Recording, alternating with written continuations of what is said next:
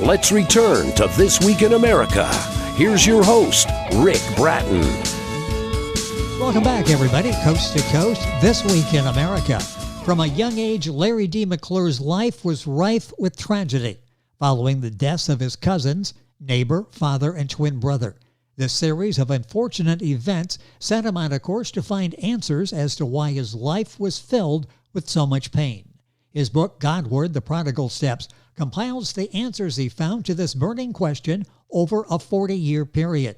Though originally not intended to be published, after many years of research and study, Larry came to realize that others could benefit from this powerful and life-changing experience.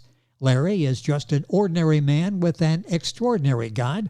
Having been born in poverty, he had the pleasure of sharing the company of others from all walks of life, and he found through many conversations that each of us wants the same thing, to know the truth. Many he found went through their whole life never having found that answer.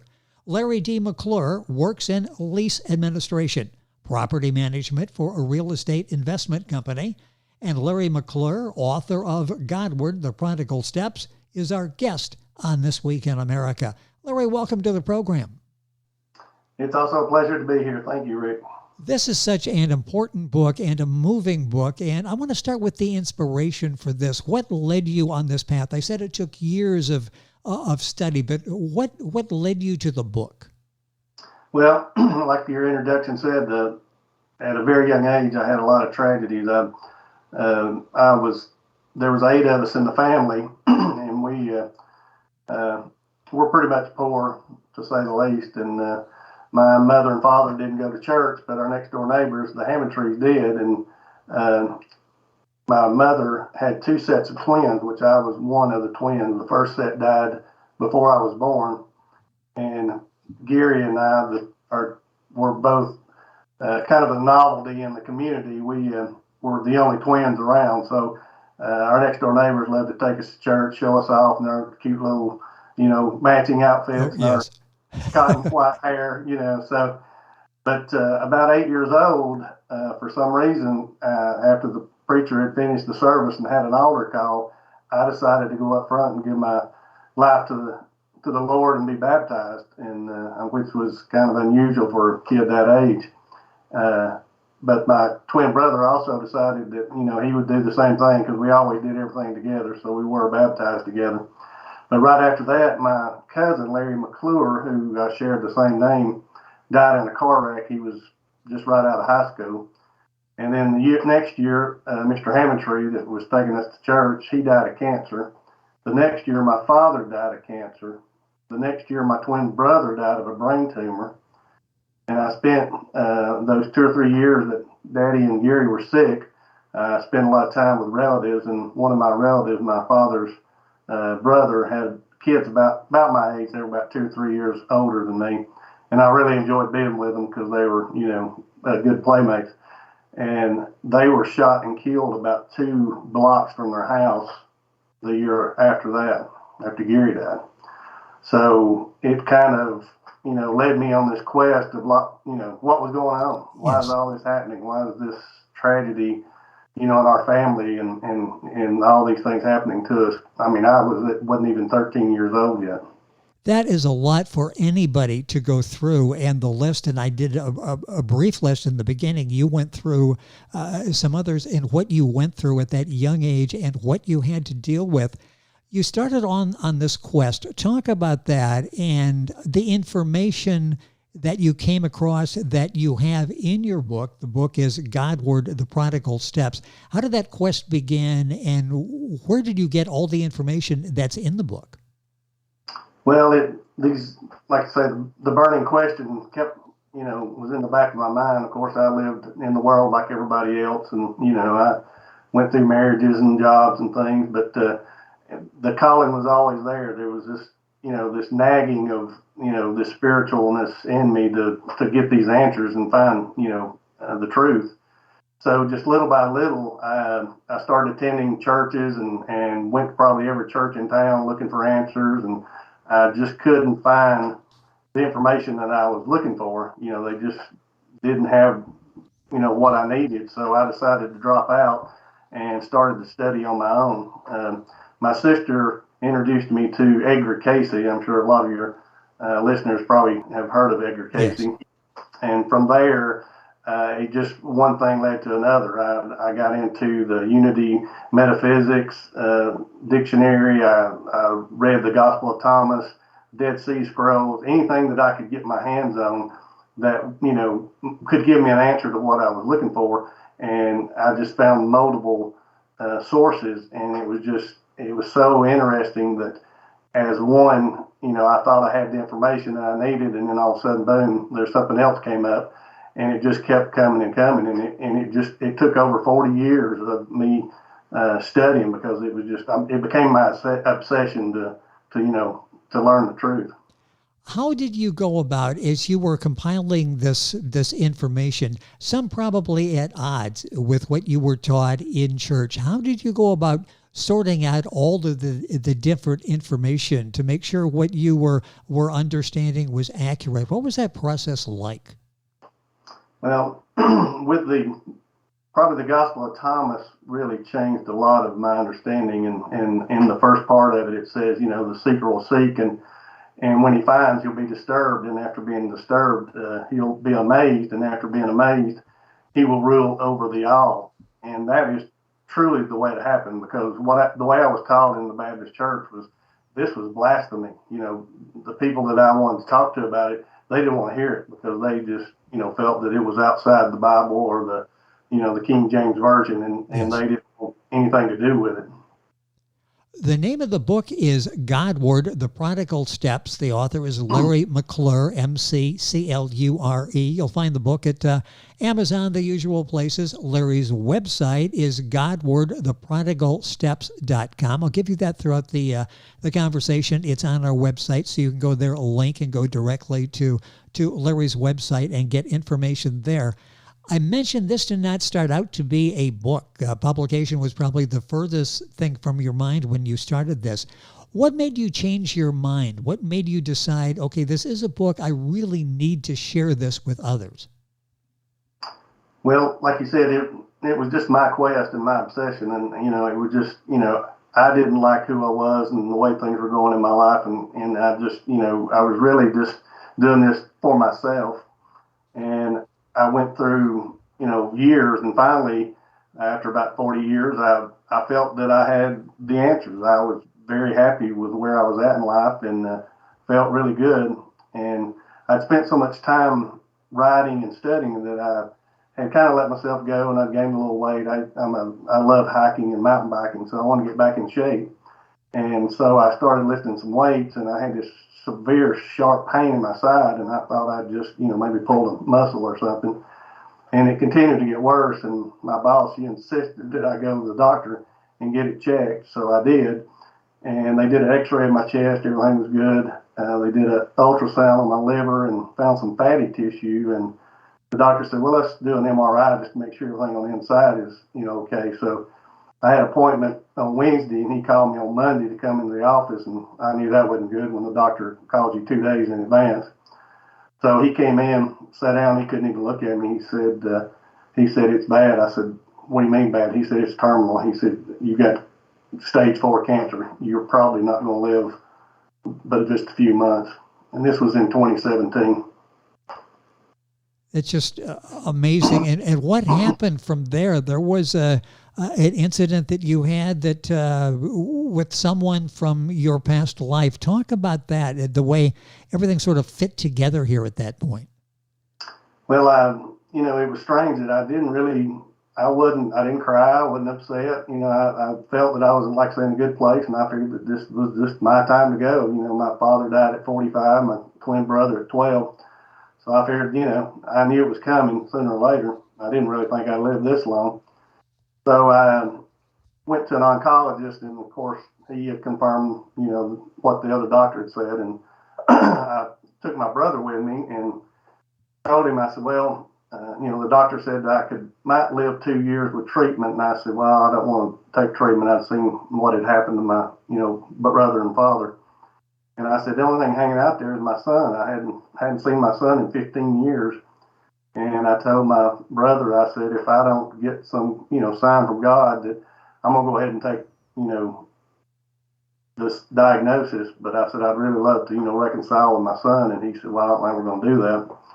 So I had an MRI scheduled for Monday, and my insurance wouldn't approve it, so they moved it to Friday, and I was in a lot of pain. So I asked my brother, because I was on a lot of pain medication, to take me into work, because I wanted to go into work. I didn't want to sit around. So my boss, she was headed to Atlanta for a meeting and got to Cartersville, Georgia, and there was a blocking the interstate. There was a car wreck. So she turned around and came back. So we're sitting there at lunch, and she said, "Do you have anything for lunch?" And I said, "No, I'll just walk to one of the restaurants." She said, "No, I'll drive you somewhere." So we went down and sat at one of the local restaurants, and we were sitting there talking, and I looked over, and there were four guys sitting next to us, and one of them waved at me, and I said, I waved back, and my boss said, "You know them?" I said, "No, I ain't got a clue." And then it hit me. I said, "That's my son." And she said, "No way." I said, "Yeah, I know it is." And she said, "Well, you got to go over and talk to him." So I went over and I said, "Aren't you my?" I said, "Don't I know you?" And he said, "Yeah, I'm your son, Michael." And I said, "Well, Michael, I got some bad news. I got about 6 months to live." And I said, "I'd really like for me and you to work out our problems." And he said, "Yeah, Dad, I'd like to do it also." And so it's been great ever since. I got to see him get married. We now have a grandchild. So it's just been a wonderful time. Fantastic. And you're obviously doing well now. This was 2017, you say, and here you are today, and published author. You've got reconciled with your son. You've got the grandchild. You're doing well. I am. I've been cancer free for over a year now, and I'm definitely a miracle. I mean, my doctors and people can't believe I'm still living, because it was really that bad. I mean, my liver was probably 90% lesions. I mean, it was definitely terminal.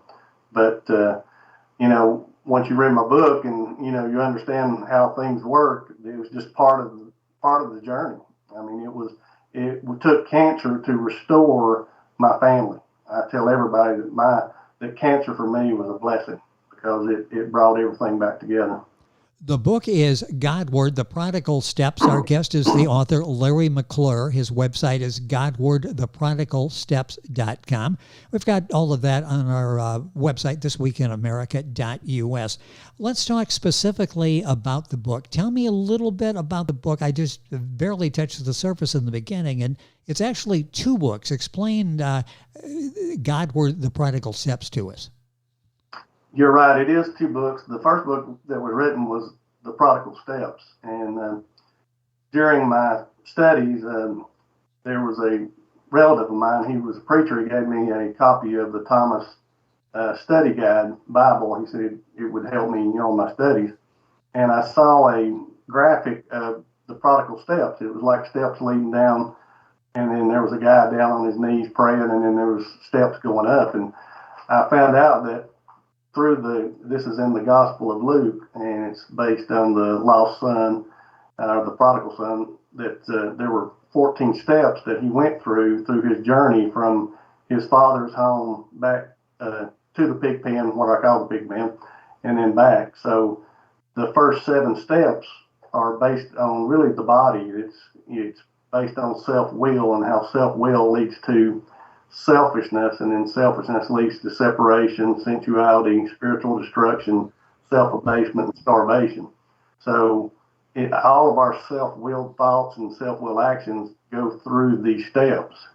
So the prodigal son ends up, he goes to his father, wants his part of the inheritance, so he takes his inheritance, and of course he goes out and squanders it, and ends up, the only job he can find is feeding pigs, and he's not worth he's not worth as much as the pigs are worth to the owner. So he decides that he would rather be just a servant in his father's house, because he knew he'd have clothes and food. So he makes the move to go back home, and those 7 steps is he has realization, resolve, repent, return, reconcile, reclothe, and rejoice. So these are the 14 steps that we all go through because of selfishness.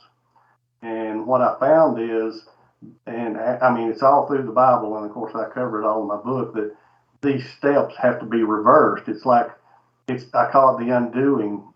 What has been done has to be undone.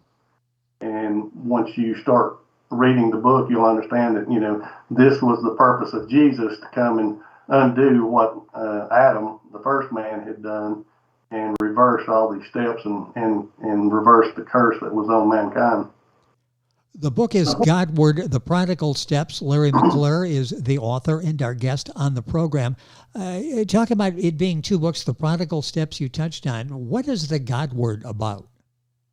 Well, once I went through these steps. These are not just steps, and I guess that's why it took so long, so many years, because these steps take a long time to reverse. I in my life, and I'm sure in most people's life, you end up at the pig pen. The pig pen is where you meet yourself, and you have to understand yourself. And once you meet yourself, you got to deal with all the things that you've done in your life. So that sometimes, if it takes 20 years to do these things, it might take 20 years to undo them. So that's kind of the way it was in my life. Yes. But to help make more sense of why selfishness was such a problem and these steps are so important, I wrote the book Godward. And in the Gospel of Thomas, the disciples asked Jesus, they asked, tell us about the end. And Jesus said, the end?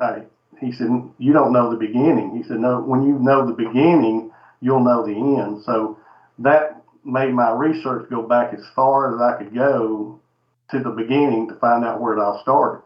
And what I found was this was a lot of the information out of the Law of One, or the material of Ra. And it starts with spirit and the creation of God, and how God wants to experience himself and know himself. And once he wants to know himself, he creates another person, or what we call the perfect idea son, so he'll be known. And the son follows the steps of the prodigal son. He decides that he don't want to be with God. He wants to be like God. So he ends up being the natural man, and what we call Adam. And then we trace Adam's lineage and his son and children through pretty much two paths. There's the path of selfishness and the path of serving others. And then, of course, it ends, with the New Testament. So what happens is the spirit man becomes the natural man, and then the natural man is reborn as spirit man. So this is the steps that we go through, or need to go through, to make a transition in our life to go back to where we came from, which is spirit. With us on the program is Larry McClure. He is the author of Godward, The Prodigal Steps. His website is Godward, theprodigalsteps.com. Book available at Amazon, Barnes & Noble, usual places. Information you can order from his website as well. We have all of this on our website, thisweekinamerica.us. So much to talk about. Time is going so quickly in our conversation with Larry today. I recommend you go to the website, get information. You can order the book there as well. What other topics do you cover in the book Godward, The Prodigal Steps? Well, the book, like I say, it wasn't meant to be a book, so it was a lot of different topics that I was interested in. So I wrote a lot of papers, just studying different topics, and those topics range from heaven and hell to the Law of One, to the Law of Mind Action, to consciousness, to the mind, body, and soul, to Adam and Eve in the Garden of Eden, the tree of the knowledge of good and evil, among other things. I mean, there's so many topics that go along with religion, and I know that everybody I've talked to have these same questions. Is this stuff real? Is it something we need to be concerned about? And so I try to cover that and use these other sources like Edgar Cayce and the Book of Ra to help explain, to give you more information than what the Bible doesn't tell you. It's an opportunity for us to take advantage of the 40 years of research that Larry has done into this. These are all questions that we all have asked from time to time, and Larry has extensively researched these, reflected in the book, Godward, The Prodigal Steps. What's the target audience? Who are you gearing this for? Well, I really think it's more for people like me that are searching for answers, and mainly the Christian community, because this is biblical based. So I think, the most of the people I've talked to, Christians, especially the older crowd, they're the ones with, these questions, because they've been sitting in church most of their life, and they still wonder why life is the way it is. I mean, why is things still going on? Why are we still, I'm saved, baptized, things should be better, but they're not. So they're all looking for answers. But the book is about selfishness. So selfishness is in the world. So I don't care if you're, a Muslim, if you're India, whatever nationality or religion you are, selfishness covers the world. So, it may be just based on, my background as far as, the Bible goes, but it still touches everybody's life. Selfishness is the original sin, and it's what's causing all of our problems in the world. How important was it for you to do this research? In doing the research, did it satisfy the curiosity, the questions that you had? Was this sufficient to give you the answers you were looking for? Yes, and it, I just couldn't wait to share it with others. And of course, I was zealous on a lot of it, and I had a couple of churches, that didn't want me to come around because I was, talking about these subjects that they don't really like to talk about. But what happened was, once this is where the cancer plays its part. Once I was in the infusion center and around all these people that were like me, dying, of some disease, I started, talking to them and giving them hope, and my family, my sister and brother-in-law came and sat with me, and I'd take these writings and give it to them, and we'd talk about it. I called it our chemo sessions, and I seen what it was doing to them and how it was changing them. Even my brother looked at me and he said, "Larry, I get this." He said, "I thought you were crazy talking about this stuff." He said, "I thought you've been living out there in the woods too long by yourself." And I said, "No, this stuff's really," he said, "Well, I can't dispute it." And he's now, talking to his pastors and people. So I thought, well, if I could do that for my brother, I can do this for anyone. And so I decided to start putting it in book form. And I kind of rushed it because I didn't really know how much time I had left to live. So it took me about a year to get it all together and get it published. So, I apologize if it's kind of out of order or there may be some mistakes there. But, I was just my impending death. I wanted to leave something behind that, that would help others. Well, and you've done that, and there is so much in this book, Godward, The Prodigal Steps. What are your future plans? You did an excellent job in gathering this information and compiling it, putting it in rational order, and publishing the book. Are you thinking about another book? I've got probably enough information for 2 more books. Interesting, yes. And, if I stay healthy, and I'm already starting to put together the next one. It really should be a trilogy. The next step would be Godward, the Wilderness Journey, because there's 7 more steps that you got to go through the wilderness. And then the next book would be Godward, the Promised Land. So once you make this transformation, then you're ready to enter what we call the Promised Land and use all this information. Because once you understand this, Rick, it's just powerful. I mean, it's powerful for your life and others. I mean, it made so much sense to me, and once I started using it, my life just changed. I mean, everything that had been stolen from me, just like the Bible said, was returned. I mean, it was put back in place because I sought the kingdom first, and then everything else was added in its time and space. The book is changing lives quite literally. Godward, The Prodigal Steps by Larry McClure. That's McClure. His website is godwardtheprodigalsteps.com. KingPagesPress.com, the author's marketing consultant, arranged our conversation today. Larry, it's been a pleasure having you on the program. I wish you continued good health. Great news that things are going well. That means you've got another book to write out there, and hopefully we'll have a chance to talk about it. So that will be good. Continued good health, and thank you so much for sharing this very important message with us on the program. Well, thank you for the opportunity. I appreciate this. It's a pleasure to have with us on the program Larry McClure. The book, again, is Godward, The Prodigal Steps.